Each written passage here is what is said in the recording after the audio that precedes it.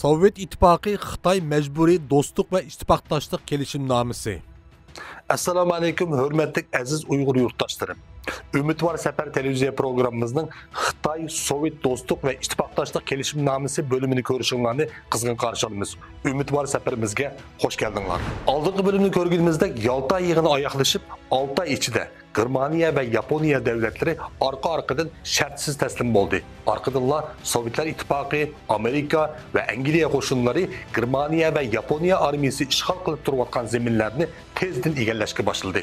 Rus Marşal Alexander Vasilevskiy kumandanlığındaki Sovyet İttifaqının Irak Şərq armiyası bolsa, Xitayning Şərq Şimal rayonundaki Yaponiyanın Guangdong armiyasına karşı 1,5 milyon kişilik askeri gücü bilen hücum etti. 1945 yılı 7. ay ve 8. aylarda Xitay ve Rus hükümet vekilleri arasında yani Xitaylar için mecburi bulgan iki devlet dostluk ve ittifaqdaşlık söhbeti başlandı. Söhbet elip berilayotgan muşu vaqtların özüde Şarkı Türkistan Cumhuriyeti Armiyası ili, Tarbağatay ve Altay qatarlıq 3 vilayetini Xitay armiyasidan tel-töküs azat kılıp Jing ve Şixo'ya qarab yüzlendi. Bu bölümde biz Rus, Xitay ve Amerika qatarlıq devletlerinin milli menfaatlerine ilişip kalan Şarkı Türkistan meselesini tarih mutaxassislerinin tədqiqat neticeleri delil kılgan asasda meselelerini halkaralık siyasi münasebetler noktasından küzütüp Şarkı Türkistan azatlık inkılabıga tosalgı bolgan amillarının zade qaysı xil siyasi amillar ekenligini təfsili tushuntirishga tirishimiz. Diqqatiniz ekranda bolsun. Qani marhamat, Ümit Var Seferimiz endi başlandı. Sovet İttifaqının uruş mezgilideki pozisiyası. 1941 yılı 4. ayının 13. günü Sovet İttifaqı Yaponiya bilen uruşda tarafsızlık şartnamasını imzaladı. Stalinning maqsadi agar Germaniyaning hujumiga uchirganda Yaponiyaning tarafsiz bo'lishini qo'lga keltirish edi. Lekin Stalin tarafsizlik shartnomasini imzolab bo'lgandan keyin shu yili 12 oyda Jiang Jiechiga 1942 yili 8 oyda Amerikaning Moskvada turishliq buyuk elchisi Harrimanga 12 oyda prezident Rooseveltning alohida elchisi Harleyga ve 1943 yılı 10. ayda Amerika Tashqi ishlar ministri Kordelgimi Sovetler İttifaqının Yaponiyaga qarshi jang qilishni xohlaydiganligini bildirdi. 1943 yılı 12. ayda o'tkazilgan Tehran yig'inida Stalin Rooseveltgimi Germaniya taslim bo'lgandan keyin Sovet İttifaqının Sibiriyadagi qo'shin sonini 3 asli ko'paytib Yaponiyaga qarshi hujum qilishga tayyor bo'la oladiganligini bildirdi. Stalin bir tarafdan Yaponiya bilen tarafsızlık şartnaması imzalagan bolsa, yana bir tarafdan maxfiy holda Xitay ve Amerika rehberleri ve diplomatları bilen görüşüp Yaponiya bilen imzalangan tarafsızlık şartnamasının aslida bir aldash taktikisi ekanligini ispatlagan boldu. Amerika ve Sovet İttifaqı münasebetleri. Amerika hükümeti Stalinning yuqorqi tekliflaridan nihoyatda xursand bo'ldi. Çünkü Amerika'nın Yaponiya kontrollüğündeki zeminlerge kirip uruş kılışı Amerika ve Angliya armiya kumandanlarının tahminiga qaraganda 100 minglarca Amerika askerinin ölüp ketişi mümkün idi. Sovet armiyasının Yaponiyaga qarşı hücum ötüşü Amerika'nın Asya Pasifik rayonundaki uruş yükünü xeyli yengilletdi. Onun üstüne Roosevelt Mançuriya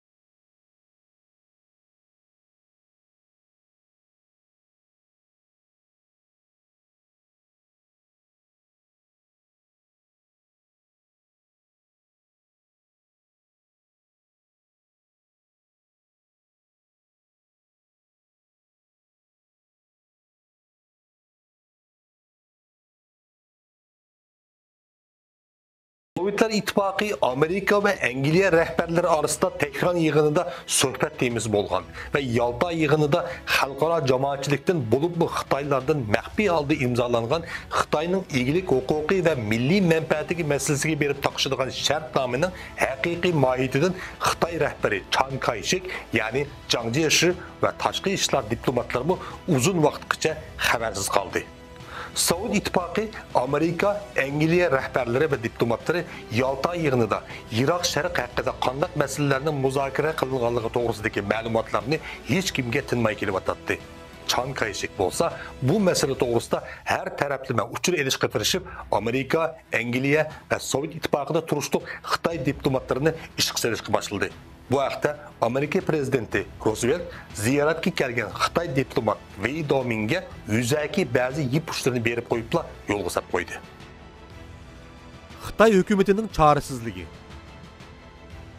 Xitoy Cumhuriyetining Amerikada turishliq buyuk elchisi Wei Doming Amerika prezidenti Roosevelt bilan ko'rishgan vaqtida Yalta yig'inida Iroq Sharq masalasi to'g'risida qandaq mazmunlarning kun tartibga kelganligini so'radi. Roosevelt bo'lsa javoban Stalinning Yaponiyaga qarshi jang e'lon qilganligini muayyanlashganligini, lekin Ruslarning buning badaliga qandaq talablari borligini texicha o'ttirg'a qo'ymaganligini aytdi. Roosevelt yana qisqacha Tashqi Mongoliya ismini tilga olib, Mongoliyaning mavjud siyosiy o'rnining o'zgarmaydiganligi, egilik huquqining yana Xitoy Cumhuriyetining ilkida bo'lganligi so'zini qistirib o'tib ketdi. Xitoy elchisi Wei Doming Roosevelt bilan bo'lgan qisqacha suhbatdan Janubiy Manjuriya temir yo'li, Dalian, Lyushun portlari va Tashqi Mongoliyaning Ruslarning kelgusidagi siyosiy nishoni va talablari ekanligini bayqab qoldi.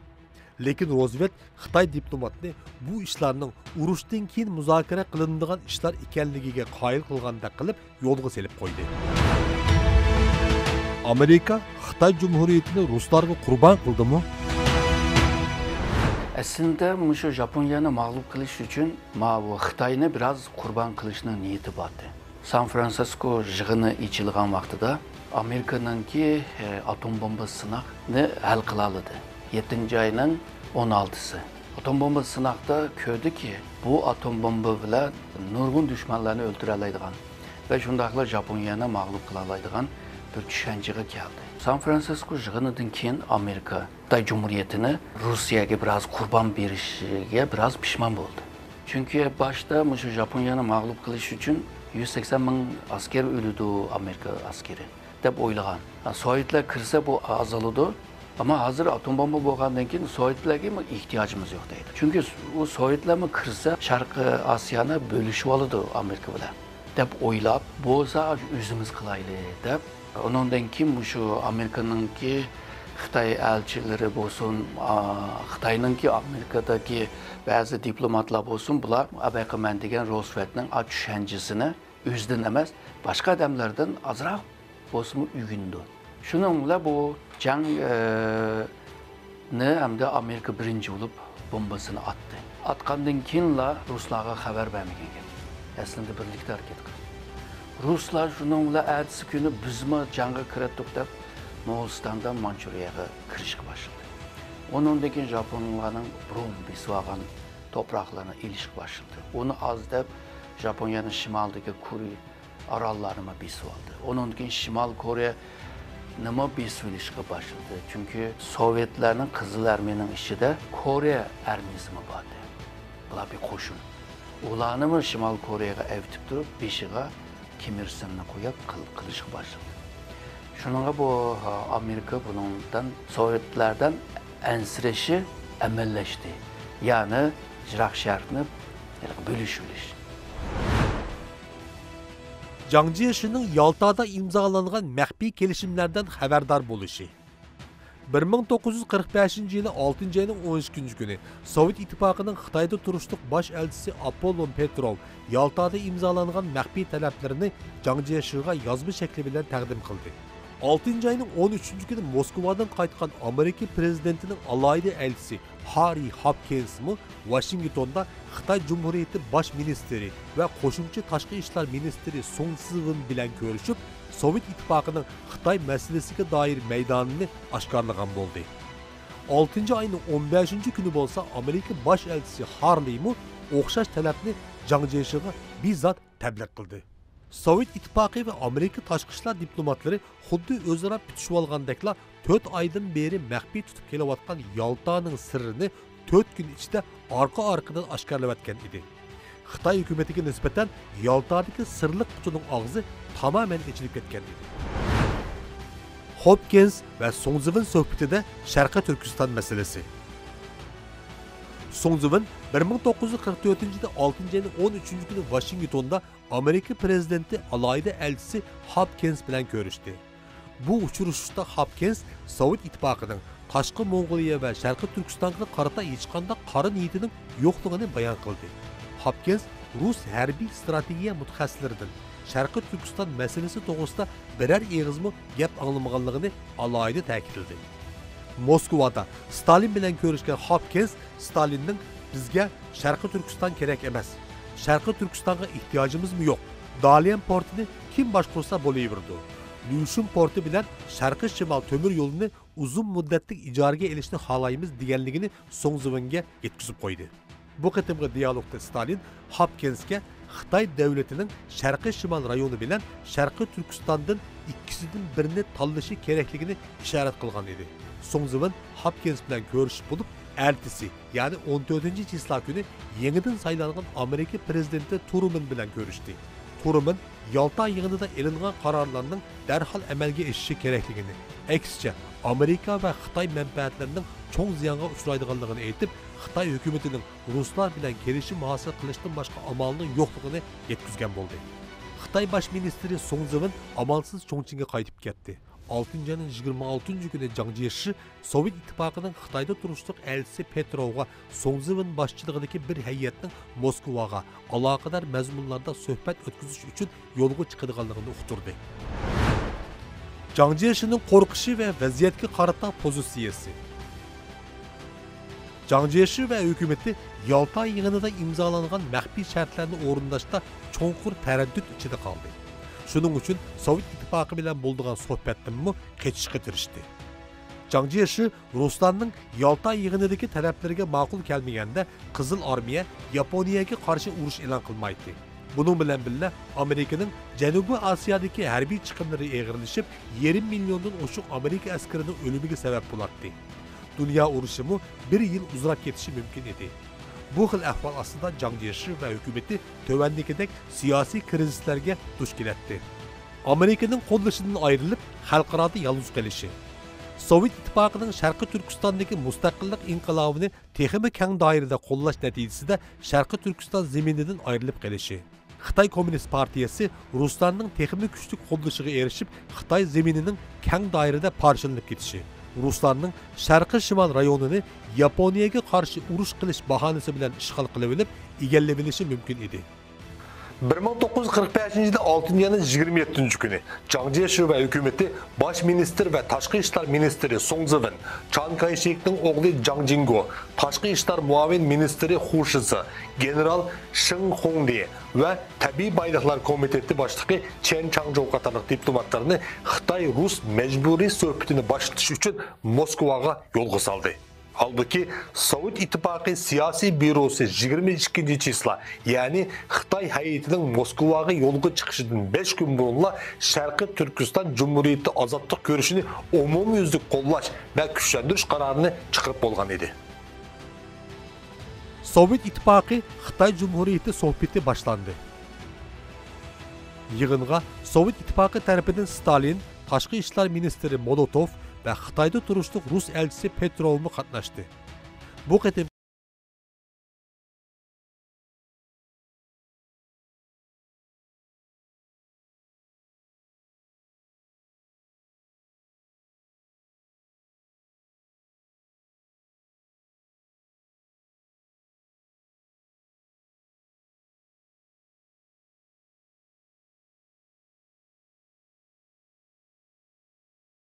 etti.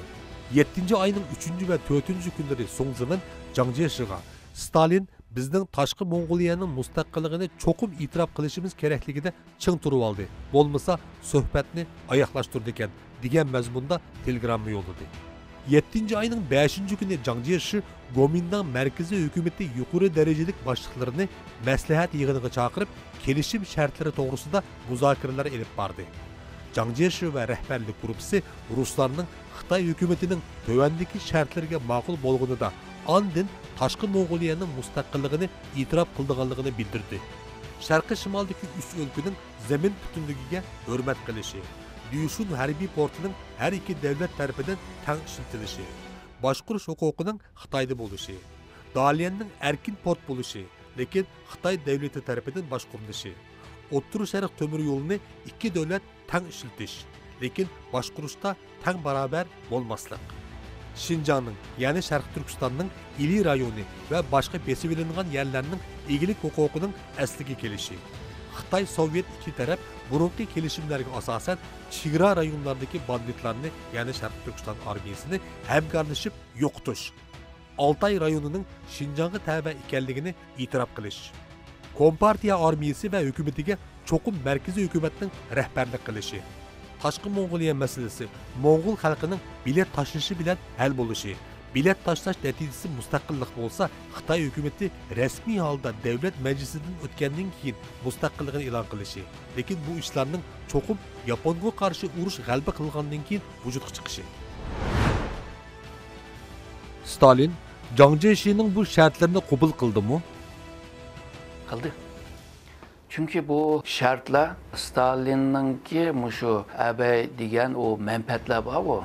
Şu portlar deymiz, tömür yol deymiz, Moğoliston deymiz. O çoğun menfaatini aldı. Onun için Japonya'nın bisvagan rayonunun hemmisini qaytırılış. Hatta Şimal Kore. Bularını hemmine ilişkide çoğun bir menfaat buldu. Bu menfaatke karşı Chiang Kai-shek'nin talebini makul dedi. Misalga Chiang Kai-shek hakimiyetini resmi hakimiyet deb tunuş.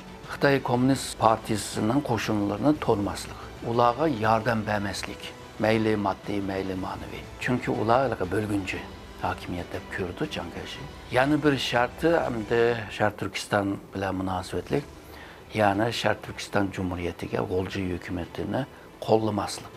Bu mesele aslında 7 ayninki 9-yisla akşam 9:40 minut o'tganda talash tartishga kirgan. Yani Xitoylar deydi, sizlar şu G'oljidagi Cumhuriyetga yordam qilmanglar dedi. Desa bu Stalin deydi, qanday qo'shinga biz bundaq narsani yordam qilmadik biz.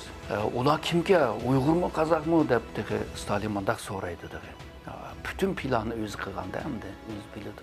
Yo'q hamda shu Sovetlarninki qo'llashi bilan shunda rayondagi xalqlar qo'zg'alib, sen qanday bilsan Sovetlar aloqasi bor desa, biz qo'lga tushagan qurollar, naganlar Sovetninki maliki. Ve Sovetning malı bo'lsa, Sovetlar yardım qildi degan yer kelmaydi. Belki Hindistonda, belki başka yerdan kelganda deb Stalin ajna tiyinib oldi. Keyingi bir ish qitimda yana Sharq Turkiston masalasi chiqdi, ama oxirgi kun kelgan chog'da Sovetlar şu Sharq Turkiston Cumhuriyeti hakkında ahırda bu nimani tavizni berdi. Yani biz Sharq Turkistonni qo'llamaydiganligini, şu kelishimninki palonchi moddaning bukunji kichik moddasiga tayinib, mushtaq do'stlik munosabatini kuchlantirish uchun qilmaymiz deb uni qabul qildi. Aslında Sovetlarninki şu 1934'da bir karar algan, yani Politbüro müzakerede Sharq Turkistonni hiçbir zaman mustaqil qilmaymiz. Sharq Turkistonning hukumati Sovetlarga yaqin bo'ladi, ama egilik huquq Xitoyning bo'ladi deb qarar olgan. Undan keyin shu 43-yilninki 5-oyda Sharq Turkiston masalasini hal qilish uchun Politbüro a'zosi, undan keyin KGB'ning beshi Beria, undan keyin Lanfang degan ikki tane general, bular bir komitə qurdi Sharq Turkiston masalasini hal qilishdi. Aşağıdaki ko'z qarashma Sharq Turkistonda mustaqil davlat quruqli bo'lmaydi. Fakat bular elingan qarorni Sharq Turkistonda ijro qilgan chog'da, misolga Alixon To'rini tepib qilgan chog'da, biz sizlarning mustaqilliklarini qo'llaymiz. Yo'ldosh Stalin selam yo'lladi deb mandat tushgan degan. Aslında o hozir arxivga qarasak, Cumhuriyetni qo'llamagan. Shuningga Sharq Turkiston bu Cumhuriyetini Xitoyga qurban qilishi biraz bo'lsa Sovetninki aslında bir niyeti yoktu Sharq Turkistonda mustaqil qurish. Mongoliyaning mustaqilligi. Jiang Zemin 7-ayning 5-kunidagi kundalik xotirasida Stalin tashqi Mongoliyaning mustaqillik talabida ching turib oldi. Agar bir to'xtam imzolab, uning bu talabiga ma'qul bo'lmaganda, Sharqiy Shimol va Şinjanni boshqarish taslishib, kompartiya masalasini hal qilish texnik qiyinlashib ketdi. Onun ustiga tashqi Mongoliya allaqachon Sovetning kontroliga o'tib bo'lgan. Faqat nomila Xitoyga tavajoy. Bu qurbonlikqa chidab, Şinjan va Sharqiy Shimolni qaytirib elib, davlatning birligini ishga oshirish kerak deganga o'xshash tushunchalarni yezib qoldirgan edi. Jiang Jiechi'nin 7. ayının 5. gündeki gündülük hatırasıdan, onun əməliyyatda Taşqı Monqoliyanın egilik hukukudan allımaqaçan vazgeçkenligi çıkıp durattı. Lekin yeniden tirkişip durup Ruslarının tomurunu tutup sınap bakmakçı oldu. Ama Jiang Jiechi ve Xitay Cumhuriyeti için bulup mu Şarkı Türkistan meselesi en can algıcı meseleydi. Mongoliyani qurban qilib, Sharqiy Shimol va Uyg'ur diyorini qo'ldan bermaslik uchun Xitoylar bor kuchini ishga solishga tirishdi. Shuningdek, Moskvadagi ikki davlat suhbati nihoyatda keskin elib berilyapti. 7. ayının 7. günüdeki sohbette iki taraf Taşqı Mongoliya meselesinde talaş tartışını devamlaştırdı. 7. ayının 8. günü Taşqı Mongoliya'nın müstakil buluş şekli ve şartnaması müzakere kılındı. 7. ayının 9. günü Jiang Jiechi Song Ziwen'ga yol yoruq berip Taşqı Mongoliyanın müstakil buluşuga qoşulsa bolduğanlığını etti. 7. ayının 14. günü Song Ziwen Jiang Jiechi'ga Şarkı Şimal, Şinjan ve Kompartiyadan ibaret bu üç meselede müzakere ötküzgenden keyin Stalin'nin yezikçe kapalatname berişke qoşulganlığı doğrusunda bir telegramma yolladı. 7. ayının 14. günü Stalin bilen Molotov Potsdam yığını için Moskvadan ayrılıp Germaniyaga qarab yolga çıktı. Birinci qitimdan sohbet yığını muşunun bilen ayaklaşkan boldu. Xitoy hukumati bosh ministri va tashqi ishlar ministri Song Ziwen Moskvadan qaytib kelibla 7. ayının 27. günü tashqi ishlar ministrligi vazifasidan istifa berdi. Arkadanla yani 7. ayının 30. günü Wang Shiji Xitoy hukumati tashqi ishlar ministrligi vazifasiga tayinlandi. 7. ayının 17. günü Germaniyada açılgan Potsdam yığını 8. ayının 2. günü ayaklaştı. Xitoy Baş Ministri Song Ziwen ve Yeni Tashqi ishlar ministri Wang Shiji qatorliqlardan tarkib topgan Xitoy heyeti ikinci qitimliq suhbat uchun 8. ayının 7. günü tekrar Moskvaga yetib keldi. İkinci qitimki sohbet başlandı. 1945 yılı 8. ayının 8. günü Sovet İttifakı nihayeti aldırışla Yaponiyaga karşı uruş elan kıldı. 8. ayının 9. günü yerim keçidila Xitayning Sharqiy Shimol rayonidagi Yaponiya armiyasiga karşı naq 1,5 milyonluk askeri gücü bilen keng ko'lamda hujumga o'tdi. 8. ayının 10. günü Stalin Song Ziwen'ga derhal yazma şekilde kelişim imzalash kerakligini aytib, aksicha bo'lganda Xitoy kommunistlarının Sharqiy Shimol rayoniga kirishini to'sab qololmaydiganligini ima qildi. Xitoy Tashqi ishlar ministri Wang Shiji kelishimga Şinjan'da tekrar qo'zg'olon yuz berganda Sovet bilan Xitoy davlati birlikda harakat qilish kerak degandek bir moddani qo'shib qo'yish taklifini berdi. Stalin Şinjan Xitoyning bir o'lkasi. Xitoylar Şinjan'da xohlagan ishni qilsa bo'laverdi. Sovet İttifakı Şinjan'ning ichki ishlariga aralashmaydi debla teklifni rad qilib etdi. Stalin Xitoy tarafga yana bir qitim Sharqiy Turkiston masalasi haqida tarafsiz ekanligini ifodalagan bo'ldi. Song Ziwen darhalla Jiang Jiechi'ga telegramma yollab, Sovet İttifakı Şinjan'ning ichki ishlariga aralashmaydiganligi, Sharqiy Shimoldagi 3 o'lkaning egilik huquqiga hurmat qildiganligi, Sovet İttifakı'nın barliq yordamlarining faqatla markaziy hukumat bilanla cheklandiganligi qatorliq masalalarga ma'qul bo'ldi debla xabar yo'llatdi. 8. ayının 12. ve 13. günleri Jiang Jiechi Moskvada turayotgan Song Ziwen ve Wang Shiji'ga yana bir qitim telegramma yollab, hozirgacha qaror chiqarolmagan moddalar to'g'risida darhol qaror chiqarish huquqini o'tkazib berdi. Xitoy ve Sovet İttifakı arasında bo'layotgan bu tarixiy ve mecburi suhbat 8. ayının 14. günü ayaklaştı. 15. isla günü kelishimname Xitoy Cumhuriyeti Sovet İttifakı Dostluk ve İttifakdaşlık kelishimnomasi degan isim bilan iki davlat tashqi ishlar ministrlari tarafidan rasmiy holda imzolanib qonunlashtirildi. Kelishimnomada Xitoy Cumhuriyetining kapolatlik qildigan mazmunlar: Yaponiya urushda mag'lub bo'lgandan keyin Tashqi Mongoliya bilet tashlash orqali mustaqilligini e'lon qilganda Xitoy hukumati bu e'tirof qildi.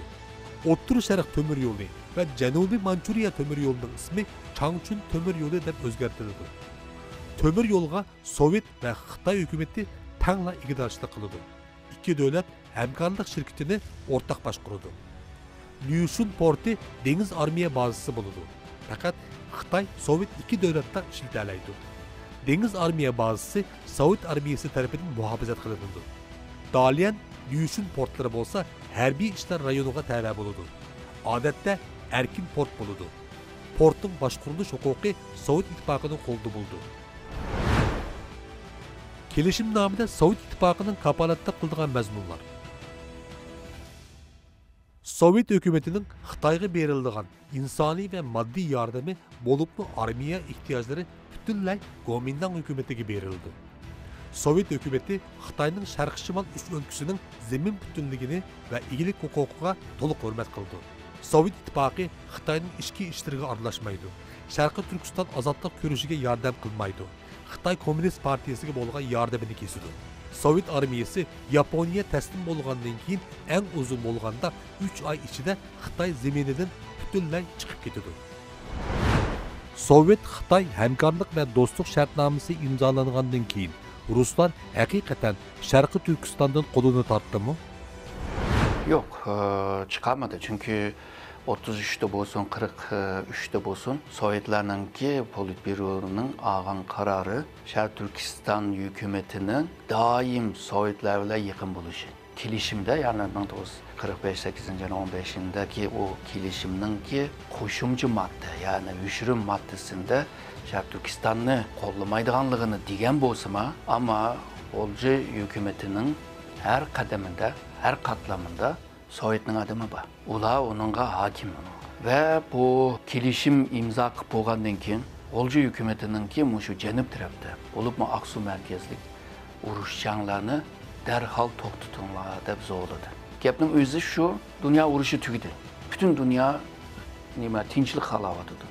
Sizlar yana urush qilsanglar bo'lmaydi deb. U yanigini to'xtatib, ondan keyin bir oydan keyin, ya'ni 8-15 bir aydan keyin, yani 9-15'inde Olji hukumatining armiyasini Manasda to'xtatib qo'ydi. Demek ki Sovetlar yana shu kuchi bor degan gap. Cumhuriyetning ustida bir kuchi bor.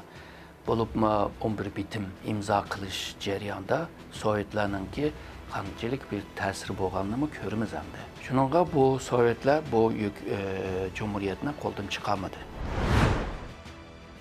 Ruslarning qilgan va'dasi va amaliyat.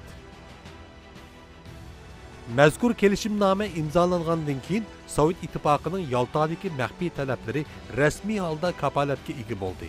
Ruslar 8-oyning 8-kuni Yaponlarga qarshi nihoyatda oldirashda urush e'lon qilib, 9-chizla yarim kechadan boshlabla hujumga o'tgan edi. Chunki dal mush vaqtda Amerika allaqachon atom bomba tadqiqotini oyoqlashtirib, orqa-orqadan 2 odat bombasini Yaponiyaning Hiroshima va Nagasaki shaharlariga tashlab bo'lgan edi. Amerikaning hamda Yaponiyaga qarshi elib berilgan janglarda Ruslarga ehtiyoji qolmagan edi. Yaponiya imperatori Hirohito 14-chizla kuni dunyoga shartsiz taslim bo'lganligini jakoladi, lekin rasmiy taslimnoma 9-oyning 2-kuni imzolandi. Sovet armiyasi bo'lsa kelishimnomaga binoan 1945-yili 12-oyning 3-kuni Xitoyning sharqiy shimol rayonidan butunlay chiqib ketishi kerak edi. Halbuki Ruslar toki 1946-yili 5-oygacha turib olib, Mao Zedong rahbarligidagi kommunist armiyaning sharqiy shimol rayoniga kirishi va kuchlanishiga muvofiq zamin va shart-sharoit yaratib berdi. Sharqiy Turkiston masalasida bo'lsa, yanada o'xshash ahvol yuz berdi. Sharqiy Turkiston armiyasi ichidagi Sovet ittifoqidan kelgan ofitser va jangchilar ikki davlat kelishimnomasi imzolanib 1 yildan keyin, ya'ni 1946-yili 6-oylarda Orolga chiqib ketildi. Ruslar Sharqiy shimol rayoni va Sharqiy Turkiston masalasi to'g'risidagi Xitoy Cumhuriyetiga qilgan bir qator va'dalarga yanada xiloflik qilgan edi.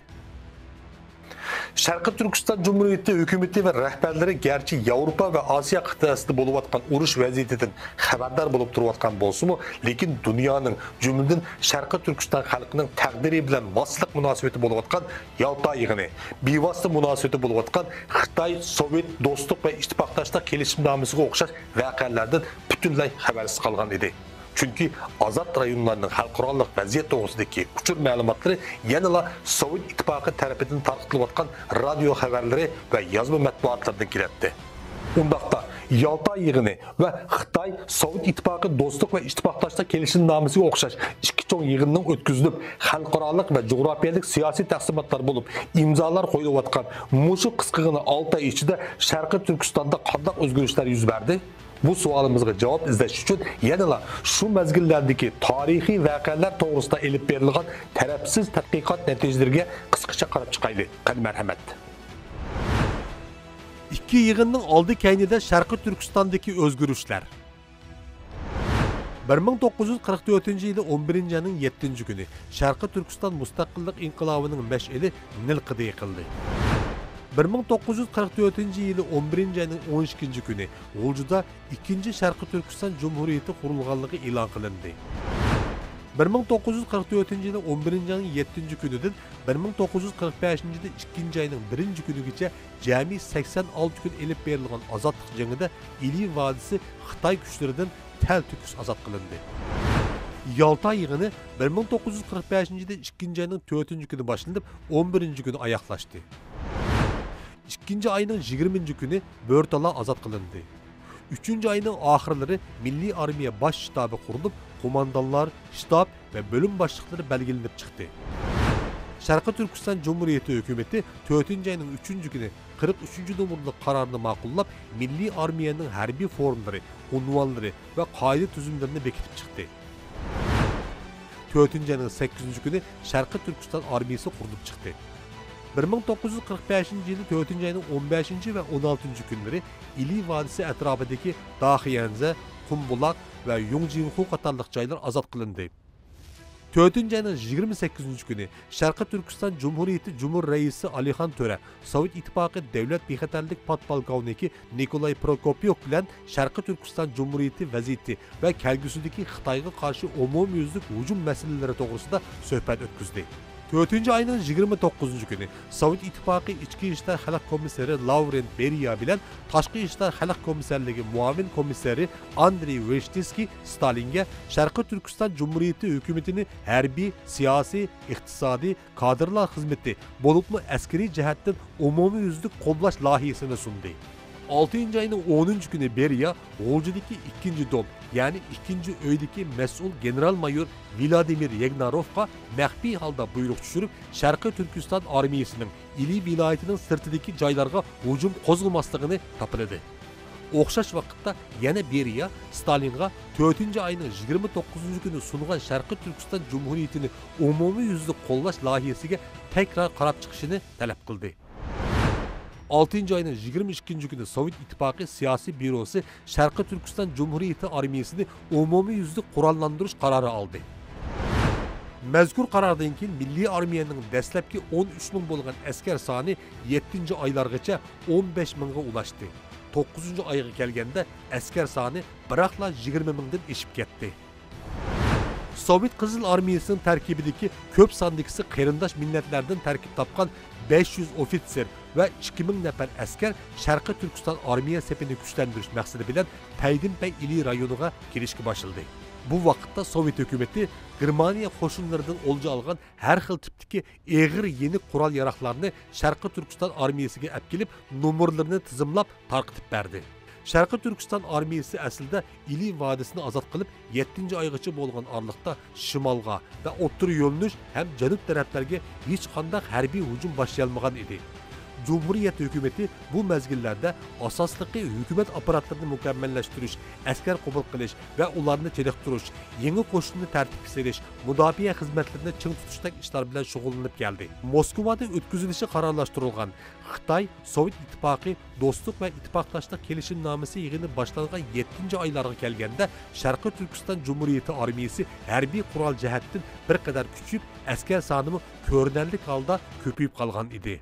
Şarkı Türkistan Cumhuriyeti Armiyası Jing, Şiho, Manas, Ürümçi liniyasiga karşı umumyüzlük hücumga ötüştün burun 7. aylardan 8. aylarının ahırlargacha hücum liniyasi üstüdeki şehir, nahiye ve yezi qishloqlarda keng doirada partizanlık hareketlerini teşkillab, yerlik xalqning qo'llashi bilan birga Xitoy qo'shinlariga qarshi maxfiy ve oshkora holda cho'ng kichik zarbalar berib kelgan edi. Cumhuriyet Armiyası yana bir tarafdan umumyüzlük jangga otlanish uchun nihayeti ciddi halda tayyorlik qilib o'tadi. Şiho ve Jing azad qilindi.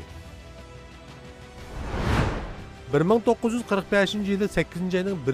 günü ve keyinki günlerde Çöçek, Dörbilcin, Çağan Tokay ve Toli qatarlıq jaylar azad qilindi. Şundaqla Tarbağatay vilayetining mutlaq ko'p qismi Xitoy armiyasi va hokimiyatidan asosan tartib elindi. Sharqiy Turkiston armiyasi ikki yo'nalishdan tangli vaqtda hujum qo'zg'ab 1945-yili 9-ayning 8-kuni Shixo va Jingni ozod qildi. Milliy armiya Jing va Shixo urushida Xitoy armiyasining Uyg'urlar diyoridagi asosiy kuchini butunlay bitchit qildi.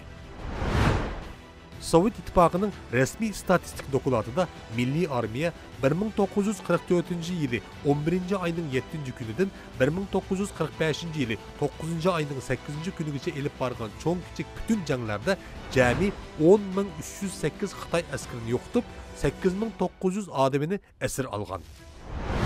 Sharqiy Turkiston Cumhuriyeti armiyasidan bo'lsa, baxtga qarshi 591 nafar jangchi qurbon bo'lib, 982si yaralanganligi qayd qilingan.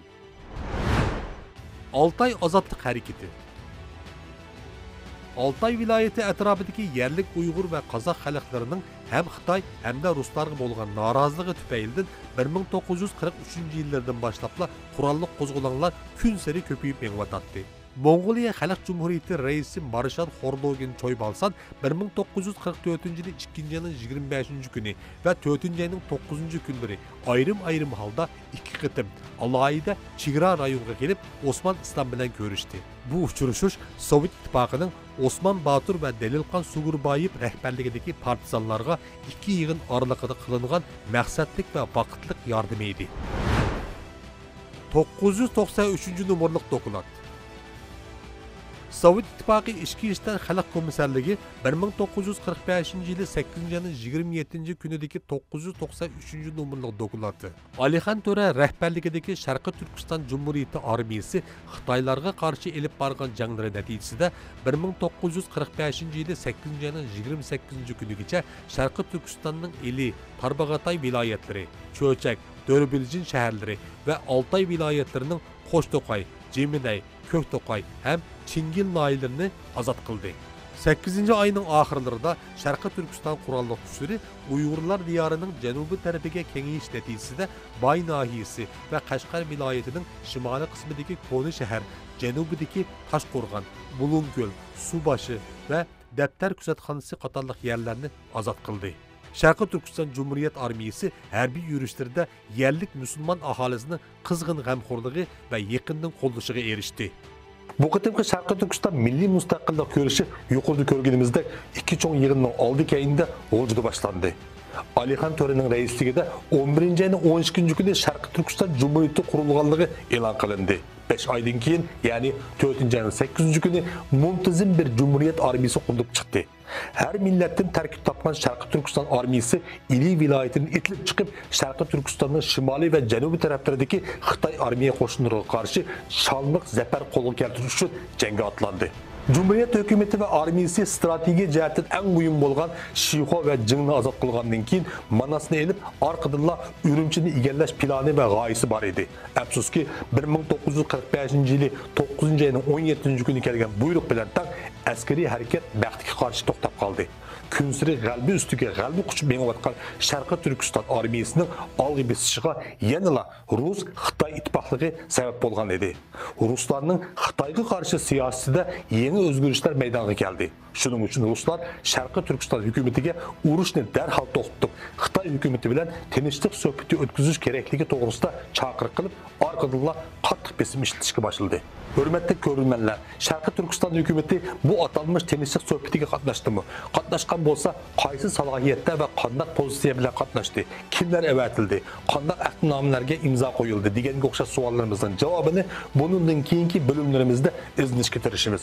Hurmatli Uyg'ur yurtdoshlarim, Umid var Safar televiziya programımızdan bu qadimki Xitoy Sovet mecburi dostluk ve ittifaqdoshlik kelishimi bölümümüz mushtum bilan oyoqlashdi. Keyingi mazmunlarga qiziqsangiz, diqqatingiz doimo bizda bo'lsin.